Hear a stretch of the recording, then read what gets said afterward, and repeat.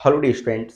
आज हम लोग स्टार्ट करने जा रहे हैं केमिस्ट्री चैप्टर सेकंड। जी हाँ स्टूडेंट्स, हम लोगों ने केमिस्ट्री ऑफ कार्बोहाइड्रेट्स को कंप्लीट डिस्कस करने के बाद आज हम लोग अपने नेक्स्ट चैप्टर पे आ गए, जो है हमारा केमिस्ट्री ऑफ प्रोटीन।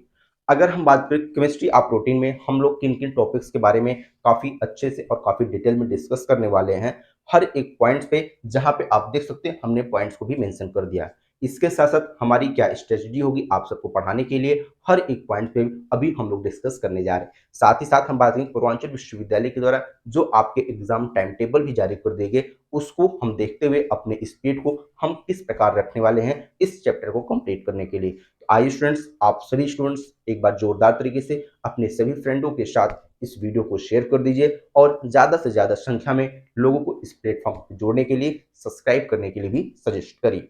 आइए स्टूडेंट्स स्टार्ट करते हैं। जैसा आप सबको पता है हमारे द्वारा आप सबको यह बात कही जा चुकी है कई बार, हर एक वीडियो में हम लोग स्टार्टिंग में कहते हैं कि हम अपने इस platform chemistry by Satyendra Shrivastava पे आपको केमिस्ट्री का कंप्लीट सिलेबस सेकंड सेमेस्टर का अवेलेबल कराएंगे। उसी क्रम में आज हम लोग क्या ले गए हैं, चैप्टर नंबर सेकंड जो है हमारा केमिस्ट्री ऑफ प्रोटीन। अगर हम डिस्कस करें जो हमारा चैप्टर है केमिस्ट्री ऑफ प्रोटीन, उसमें हमको स्टडी करना है क्या है कि अमीनो एसिड। सबसे पहले जो हमारा प्रोटीन होता है, प्रोटीन किससे मिलकर बना होता है, अमीनो एसिड से मिलकर बना होता है। ये अमीनो एसिड होते क्या है, एमिनो एसिड का क्लासिफिकेशन कैसा होगा, एमिनो एसिड की प्रॉपर्टीज क्या होगी, एमिनो एसिड के केमिकल रिएक्शंस क्या होते हैं, हर एक टॉपिक्स पे हम लोग कवर करेंगे।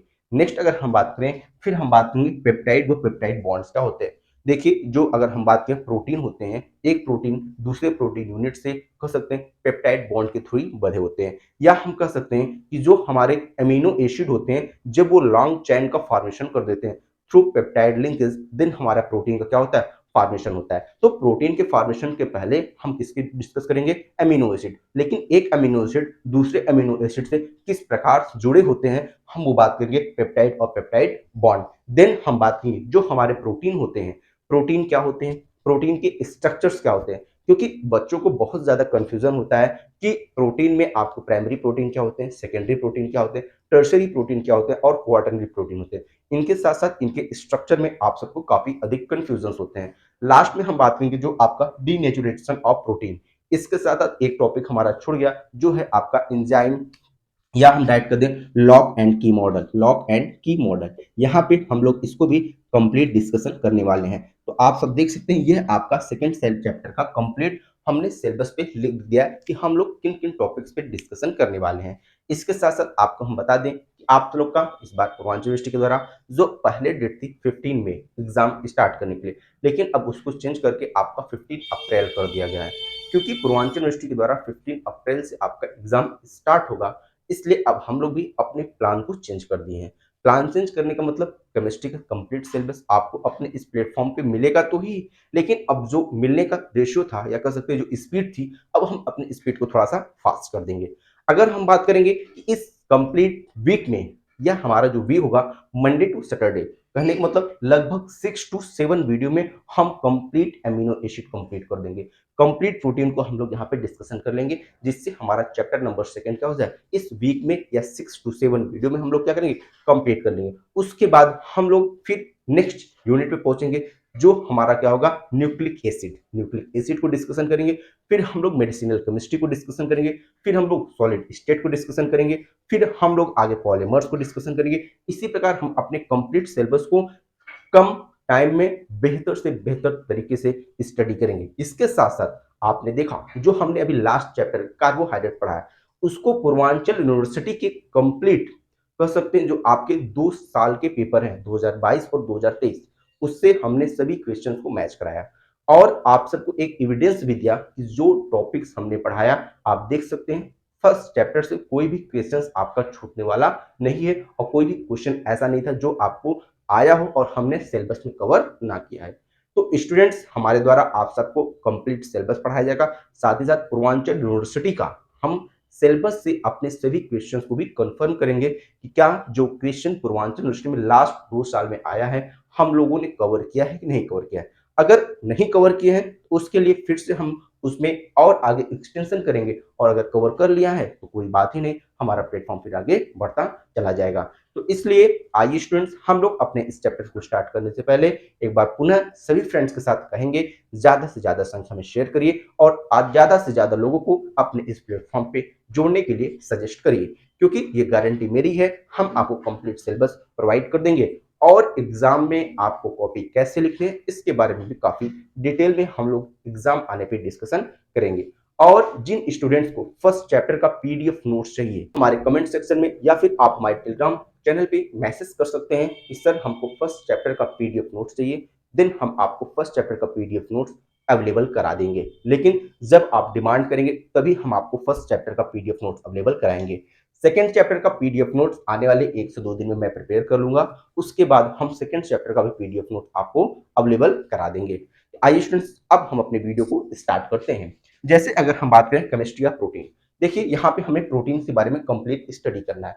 तो लेकिन हमने आपसे बताया कि जो प्रोटीन होता है वो किससे मिलकर बना होता है। तो जो प्रोटीन होता है वो हमारा मिलकर बना होता है किससे? एमिनो एसिड से। और जो एमिनो एसिड होते हैं वो एक दूसरे से पेप्टाइड बॉन्ड के माध्यम से जुड़े हुए होते हैं, उसके बाद हमारे प्रोटीन्स का क्या करते हैं? फॉर्मेशन करते हैं। जैसे एक साधारण सा एग्जांपल ले लें, हमको मकान बनाना है, हमको क्या बनाना है? घर। तो घर हमारा कैसे बनेगा? घर हमारे ईंट से मिलकर बने होते हैं। हम लोग ईंट के एक छोटे छोटे टुकड़े को मिलाना स्टार्ट करते हैं। अब ये बताइए एक क्वेश्चन और, कि जो एक ईंट होता है दूसरे ईंट से किस माध्यम से जुड़ा होता है? क्या हम एक ईंट और दूसरी ईंट को डायरेक्ट रखें वो क्या जुड़ जाएंगे? नहीं, हमको उसमें कहते हैं ना मसाला, सीमेंट बालू का मसाला लगाना पड़ता है, जिसकी वजह से जो एक ईंट होते हैं दूसरे ईंट से टाइटली बॉन्डेड हो जाते हैं, जो फिर हमारे मजबूत हो जाते हैं और फिर गिरने के चांसेस कम हो जाते हैं। उसी प्रकार अगर हम ऐसे ढेर सारे अमीनो एसिड को रख देंगे, लेकिन उसके बावजूद भी जब तक उनके बीच बॉन्ड नहीं बनेगी तब तक वो अमीनो एसिड एक दूसरे से जुड़ेंगे ही नहीं। ऐसा तो नहीं जैसे एक ईंट का हम लोग चट्टा लगा दें तो क्या एक ईंट दूसरे ईंट से जुड़ जाता है? क्या नहीं जुड़ पाता। वह एक दूसरे ईंट से नहीं जुड़ पाता, जब तक हम उसको मसाले के थ्रू बांधेंगे नहीं तब तक वो ईंट एक दूसरे से नहीं जुड़ता। क्योंकि तभी आप देखते हो ना, जहाँ पे ईंट का भट्ठा होता है वहां पे आप देखोगे काफी ढेर सारे ईंट रखते हैं और एक ईंट के ऊपर दूसरा ईंट रखा ही रहता है। क्या एक दूसरे से ज्वाइंट हो जाते हैं? क्या नहीं होते। टाली के माध्यम से वो आपके घर पे आता है, जो वर्कर्स होते हैं वो उतार के नीचे रखते हैं, फिर वहां पे फिर वर्कर्स लगते हैं, वो जहां पे जरूरत होती है वहां पे लेके जाते हैं।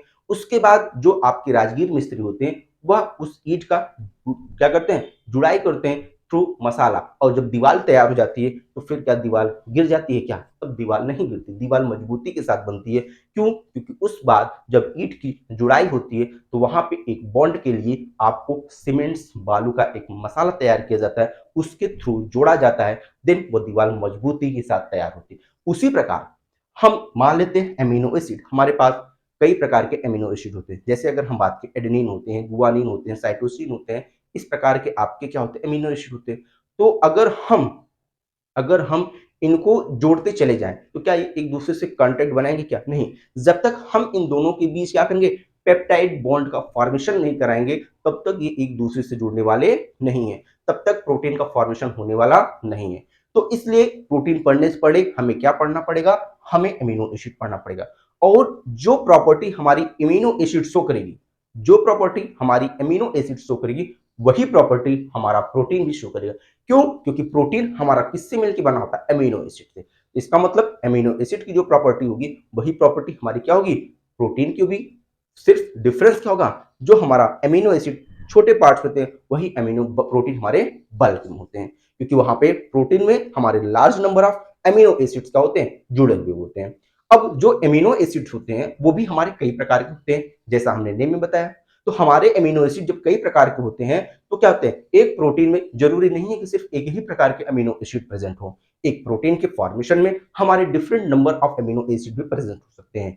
जैसे एक हम मान लेते हैं, एक एग्जांपल के थ्रू हम मान लेते हैं ये हमारे ए, बी, सी और डी, ई, ये हमारे 5 अमीनो एसिड है। हमने इनको मान लिया ये हमारे 5 अमीनो एसिड है। तो क्या हमने अभी आपसे बताया, हमने एक अमीनो एसिड यहाँ पे रख दिया, एक अमीनो एसिड यहाँ पे, जब तक क्या ये एक दूसरे के बीच अट्रैक्शन शो करेंगे? नहीं। जब हम इनको एक दूसरे के पास में लाएंगे देन ये क्या करेंगे? अट्रैक्शन शो करेंगे। और ये एक दूसरे से कब जुड़ेंगे? जब इनके बीच हमारा क्या होगा? पेप्टाइड बॉन्ड का फॉर्मेशन होगा। अब पेप्टाइड बॉन्ड किसे कहते हैं? पेप्टाइड बॉन्ड का फॉर्मेशन कैसे होगा? इनके बारे में भी हम लोग कंप्लीट डिस्कशन करेंगे। तो आइए स्टूडेंट सबसे पहले स्टार्ट करते हैं आपका अमीनो एसिड। हाँ, अगर यहाँ पे अगर हम आपसे एक चीज और पूछें, प्रोटीन, जो हम लोग प्रोटीन पढ़ते हैं, प्रोटीन का मतलब क्या होता है? हाँ, प्रोटीन का मतलब क्या होता है? हमें क्या प्रोटीन की आवश्यकता है कि नहीं है? अगर हम आपसे पूछते हैं कि ये जो हम लोग प्रोटीन वर्ड लिखते हैं, क्या प्रोटीन, यह प्रोटीन होता क्या? देखो, ये प्रोटीन जो है एक प्रकार का क्या है, ग्रीक वर्ड है। कैसा वर्ड है? ग्रीक वर्ड है। ग्रीक वर्ड किससे मिलकर बना होता है? प्रोटियो से। किसके भैया? प्रोटियो। अब देखो, प्रोटियो से मिलकर बना होता है, मतलब जो प्रोटीन है वह एक प्रकार का कैसा है, वो एक ग्रीक वर्ड है। किससे मिलकर बना हुआ है? प्रोटियो। अब प्रोटियो का अर्थ क्या होता है? प्रोटियो का मीनिंग क्या होता है? समथिंग। अगर हम लिखें, जो प्रोटियो की मीनिंग होती है, something of prime importance. Prime importance. देखिए, अब यहां से हमें क्या पता चला कि जो हमारा प्रोटीन होता है वह प्रोटियो ग्रीक वर्ड से मिलकर बना होता है, जिसका मीनिंग होती है समथिंग ऑफ प्राइम इंपॉर्टेंट। कहने का मतलब कुछ चीजें जो हमारे जीवन के लिए काफी उपयोगी होती है, वही हमारी क्या होती है? प्रोटीन। वही हमारा क्या होती है? प्रोटीन। या हम प्रोटीन हमारे लिए क्या है? काफी इंपॉर्टेंट है। हम लिख सकते हैं कि proteins are very important. Proteins are very important for, किसके लिए भैया? Sustaining life. For sustaining life. किसी भी लाइफ को सस्टेन करने के लिए, किसी भी लाइफ को चलाने के लिए हमारे लिए प्रोटीन क्या होता है? महत्वपूर्ण होता है। महत्वपूर्ण होता है। अगर हम बात करें जो प्रोटीन होता है, प्रोटीन क्या होता है भैया? अभी जस्ट हमने बताया, प्रोटीन जो हमारा होता है वो अल्फा एमिनो एसिड से मिलकर बना होता है। तो एक चीज अभी हम कह सकते हैं क्या, कि जो अल्फा एमिनो एसिड का जो पॉलीमर होता है वही हमारा प्रोटीन होता है। तो हम कह सकते हैं कि proteins are polymer of alpha amino acid. Alpha amino acid. तो हमारा प्रोटीन क्या होता है? एक पॉलीमर होता है। किसका? Alpha amino acid. क्यों? क्योंकि जो हमारा अल्फा एमिनो एसिड का पॉलीमर, मतलब बहुत ढेर सारी यूनिट्स जब ज्वाइंट होते हैं, एक दो नहीं सैकड़ों यूनिट जब हमारे ज्वाइंट होते हैं, देन हमारे प्रोटीन का क्या होता है? फॉर्मेशन होता है। और एक प्रोटीन के फॉर्मेशन के लिए मिनिमम 100 अल्फा एमिनो एसिड का कंबाइंड होना जरूरी है, सिर्फ एक एक्सेप्शन को छोड़ के। किसी भी एक प्रोटीन को बनने के लिए मिनिमम 100 अल्फा एमिनो एसिड के कंपोनेंट्स का ज्वाइंट होना बहुत ही जरूरी है। अगर उससे कम होंगे देन हम उसको प्रोटीन नेम नहीं देंगे। समझ में आई बात? तो प्रोटीन हम क्या कर सकते हैं? Protein is the polymer of alpha amino acid.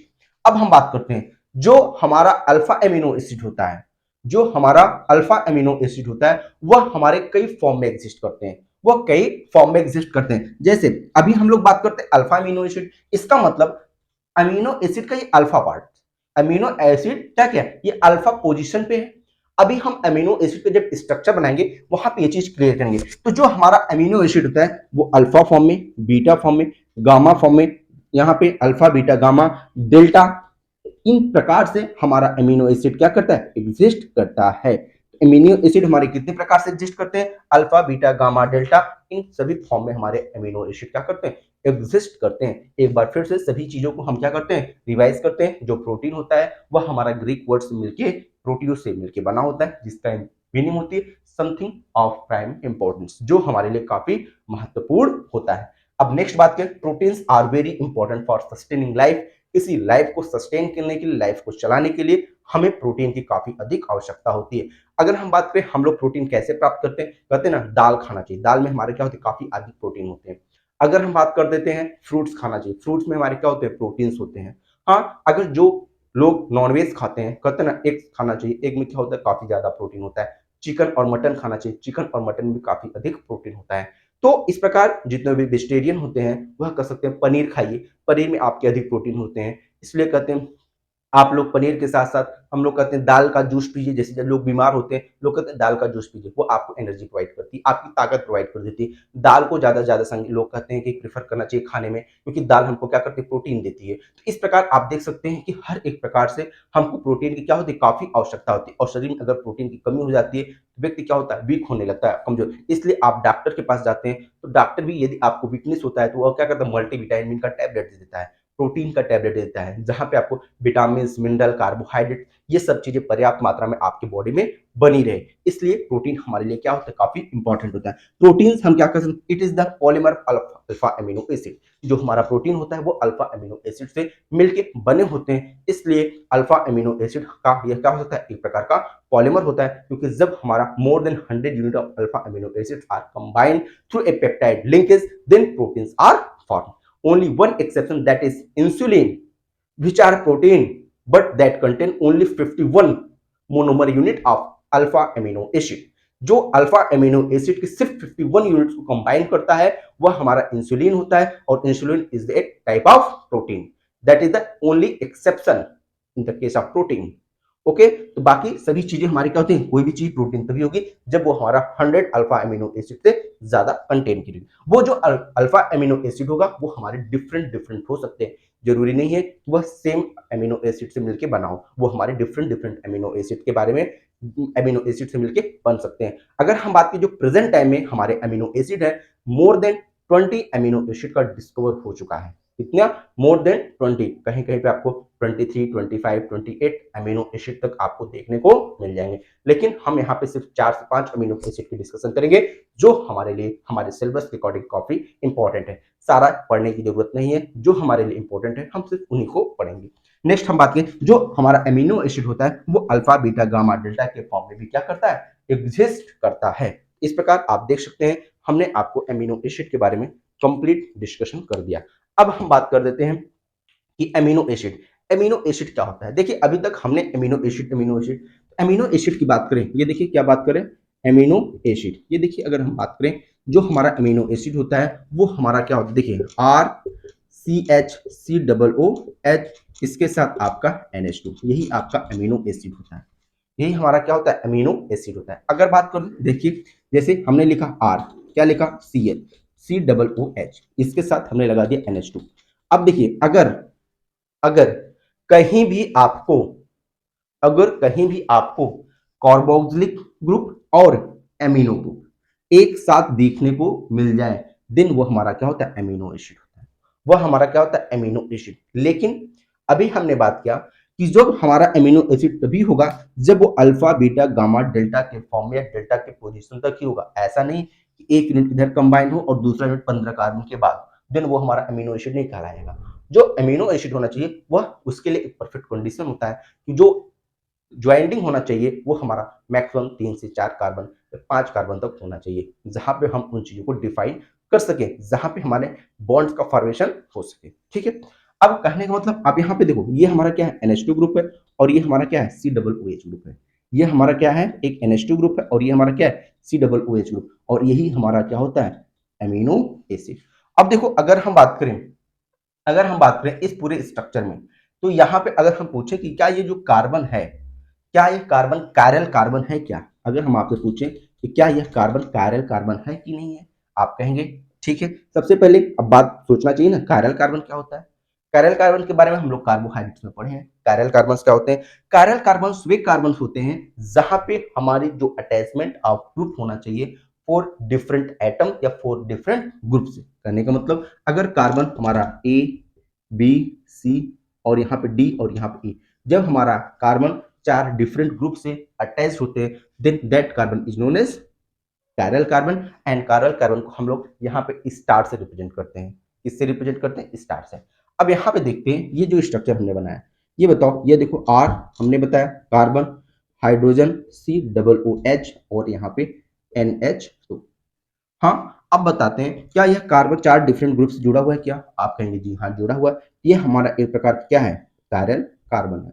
अब बताओ, एक प्रकार से अगर ये कायरल कार्बन हो गया, इसका मतलब हमें और आगे से 2 से 3 प्रॉपर्टी हम ऑटोमेटिक गेस कर सकते हैं। क्या, अगर कोई भी कार्बन हमारा क्या होता है, कायरल होता है, देन वह क्या होता है, ऑप्टिकली एक्टिव होता है। वह हमारा क्या होता है, ऑप्टिकली एक्टिव होता है। इसका मतलब अगर ये हमारा ऑप्टिकली एक्टिव है, तो अब यहाँ पे हम लोग क्या पढ़ेंगे, ऑप्टिकल आइसोमर पढ़ेंगे। हम लोग क्या पढ़ेंगे, ऑप्टिकल आइसोमर के बारे में डिस्कशन करना पड़ेगा। और जब कोई चीज ऑप्टिकल, कैपिटल डी और कैपिटल एन कन्फिग्रेशन पढ़ने को मिलता है, capital L and capital D configuration पढ़ने को मिलेगा। अब ये देखो, जो capital D capital L configuration भी आपको यहाँ पे देखने को मिलेगी। सेकेंड प्रॉपर्टी, अगर ये देखो कायरल कार्बन है तो यहाँ पे ये क्या हो रहा है, ये हमारा कैसा है, sp3 हाइब्रिडाइज हुआ। sp3 हाइब्रिडाइज हुआ, ये हमारा क्या हुआ, टेट्राहेड्रल हुआ। कैसा हुआ, टेट्राहेड्रल हुआ। अब बताओ, अगर कार्बन हमारा टेट्राहेड्रल है, इसका मतलब जो अमीनो एसिड होगा उसकी जो शेप होगी, यहाँ पे क्योंकि लोन पेयर तो है नहीं, जो हमारा शेप होगा, जो हमारा ज्योमेट्री होगा वही हमारा शेप हो जाएगा। यहाँ पे हमारी ज्योमेट्री और शेप दोनों क्या है, इक्वल है। तो कह सकते हैं कि जो हमारा अमीनो एसिड होता है, जो हमारा अमीनो एसिड होता है वह हमारा कह सकते हैं टेट्राहेड्रल फॉर्म में एग्जिस्ट करता है। जो हमारा अमीनो एसिड होता है वो किस फॉर्म में एग्जिस्ट करता है, टेट्राहेड्रल फॉर्म में एग्जिस्ट करता है। क्यों, क्योंकि जो हमारा कार्बन होता है वह sp3 हाइब्रिडाइज होता है, और जब कभी भी कार्बन sp3 हाइब्रिडाइज होता है वह हमारा टेट्राहेड्रल स्ट्रक्चर बनाता है। समझ में आई बात। तो यहां से हम लोग अमीनो एसिड के बारे में कुछ कॉन्सेप्ट्स दिमाग में ला सकते हैं। अब देखो, अब बात करते हैं, जैसा अभी हमने बताया अल्फा बीटा। अब ये अल्फा बीटा क्या होते हैं, यहाँ पे देखो अगर हम बात कर देते हैं, ये देखो हमने क्या बनाया, अमीनो एसिड। अगर हम बात कर देते हैं यहाँ पे, ये देखो अगर हमने लिखा आर सी एच, यहाँ पे NH2, और ये हमारा क्या है, COOH। हाँ, ये देखो अगर हम NH2 और COOH दो हमारे फंक्शनल ग्रुप हैं, हमारे फंक्शनल ग्रुप कौन है, NH2 और COOH। अगर हम प्रायोरिटी की बात करें, अगर हम प्रायोरिटी की बात करें तो प्रायोरिटी किसको ज्यादा दी जाएगी, जब कभी भी NH2 और COOH होते हैं तो COOH को हम लोग ज्यादा प्रायोरिटी देते हैं कंपेयर टू द NH2। इसका मतलब CH2 हमारा क्या हो जाएगा, जीत जाएगा, लड़ाई लड़ेगा। तो इसका मतलब अब हम इसके रेफरेंस में इनकी नेमिंग करेंगे। अब बताओ, अगर ये कार्बन फंक्शनल ग्रुप से डायरेक्टली जुड़ा हुआ तो ये कार्बन क्या हुआ, अल्फा कार्बन। और अगर अल्फा कार्बन पे NH2 ग्रुप जुड़ा हुआ तो इसका नाम हम क्या देंगे, अल्फा एमिनो एसिड। क्या नाम देंगे, अल्फा एमिनो एसिड। अब देखो, अगर हम आर की जगह अब हम लोग डिफरेंट डिफरेंट वैल्यूज रख सकते हैं, जैसे आर के स्थान पे हम लोग एच भी रख सकते हैं, CH3 रख सकते हैं, CH2 CH3 रख सकते हैं, CH2 CH3 भी रख सकते हैं। उसके बाद हम लोग सकते हैं CH3 कार्बन, CH3 CH रख सकते हैं, इसके साथ CH3 CH3, उसके साथ CH3, इसके साथ साथ यहाँ पे हम फेनाइल ग्रुप भी रख सकते हैं। हाँ, कुछ भी रख सकते हैं। अब बात करते हैं, अगर हम आर के स्थान पे फिर यहाँ पे एक लगा देते हैं, आर मतलब आगे भी ग्रुप आपके हैं, यहाँ पे हम लोग ऐड कर CH2 CH, और उसके बाद COOH, यहाँ पे CH2 कर देते हैं और यहाँ पे हम NH2। अब ये बताओ, जो NH2 ग्रुप ज्वाइंट है, जो NH2 ग्रुप ज्वाइंट है वो कहाँ से, वो फंक्शनल ग्रुप से, एक कार्बन और दूसरे कार्बन पे। तो पहला कार्बन अगर अल्फा हो तो दूसरा कार्बन कैसा होता है, बीटा। तो हम इसका क्या नाम दे सकते हैं, बीटा एमिनो एसिड। क्या नाम देंगे, बीटा एमिनो एसिड। उसी प्रकार अगर हम यहाँ पे बात करें आर CH2 एंड COOH, और ये यहाँ पे हम क्या NH2। अब बताओ, अगर अब हम नेमिंग करें तो क्या हो जाएगा, 1 1 2 3, ये अल्फा हो जाएगा, ये बीटा हो जाएगा, ये गामा। ये क्या हो जाएगा, गामा एमिनो एसिड।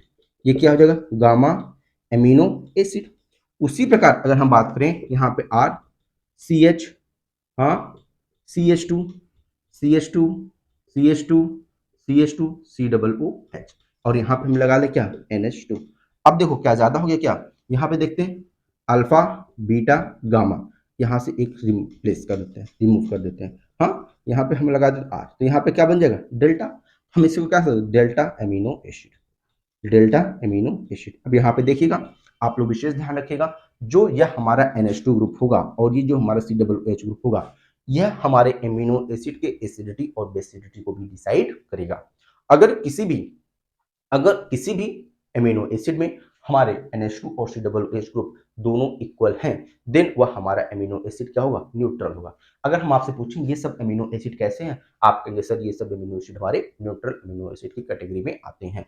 अगर कहीं भी हम COOH ग्रुप को ज्यादा कर दें, COOH ग्रुप को क्या कर दें, ज्यादा कर दें, मतलब यहाँ पे हम COH ग्रुप क्या कर ले, दो ले लें, और NH2 ग्रुप क्या ले लें, एक ले लें, देन कहेंगे भैया एसिड की संख्या ज्यादा हो गई, देन वो हमारा अमीनो एसिड एसिडिक हो जाएगा। अगर NH2 संख्या ज्यादा हो जाए, NH2 हम लोग दो ले लें और COOH एक ले लें, तो हमारा क्या हो जाएगा, बेसिक हो जाएगा, जिसके लिए अभी हम लोग आगे डिस्कशन करेंगे।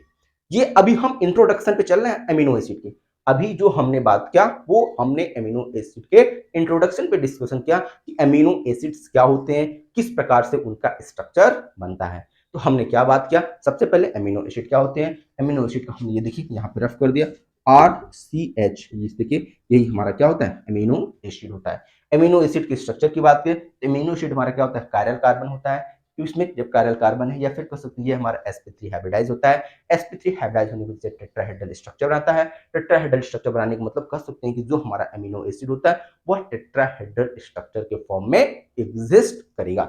दूसरा बात क्या, जो हमारा कायरल कार्बन होने की वजह से यह क्या होगा, ऑप्टिकली एक्टिव होगा। कहने का मतलब प्लेन ऑफ पोलराइज्ड लाइट के थ्रू यह क्या करेगा, अपने डिफरेंट डिफरेंट बिहेवियर को शो करेगा। ये क्या करेगा, यहाँ पे एक्सोरोटेटिव मूवमेंट भी करेगा और लिबोरोटेटिव मूवमेंट भी शो करेगा। यहाँ पे हमें कैपिटल डी और कैपिटल एल कंफिग्रेशन भी पढ़ने को मिलेगा। यहाँ पे देखिए जो ये ऑप्टिकल एक्टिविटी होगी वो हम कैप स्मॉल डी और कैप स्मॉल एल से रिप्रेजेंट करेंगे।